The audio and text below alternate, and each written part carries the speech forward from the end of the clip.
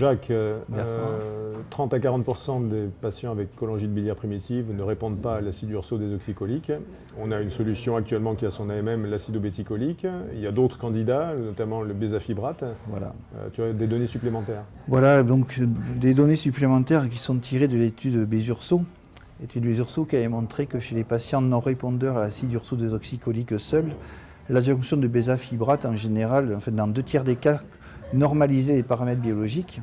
Les données de l'étude ont été reprises pour étudier donc ces patients, 1/3 des patients qui n'avaient pas répondu à cet ajout de bézafibrate. Est-ce qu'il existait chez eux un intérêt à l'avoir fait? Et est-ce qu'on pouvait déterminer des paramètres prédictifs à cette mauvaise réponse? En ce qui concerne les paramètres prédictifs de la mauvaise réponse, 2 ont été mis en évidence. Le premier, c'était la notion d'hypertension portale chez ces patients. Le deuxième, c'était un taux de phosphatase alcaline supérieur à 2,53 fois la normale supérieure.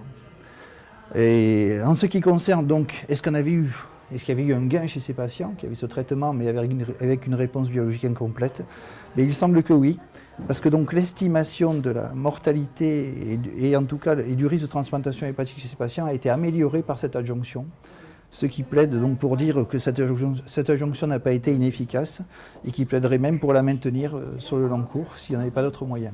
C'est la raison, comme pour l'acide obéticolique ajouté à la UDC, de faire de l'add-on plutôt que du switch. Exactement. Et qui justifie cette stratégie. Il y a quelques données sur la fibrose? Voilà, quelques données sur la fibrose. Lors de Besurso, on avait montré qu'il y avait une amélioration de l'élasticité mesurée par FibroScan. Cette amélioration est confirmée par l'amélioration des scores fibromètre et fibromètre VCTE. Et également sur une activité nécrotico-inflammatoire évaluée de façon indirecte par le score inflammètre. Donc un potentiel également. Merci Jacques. Merci Bertrand.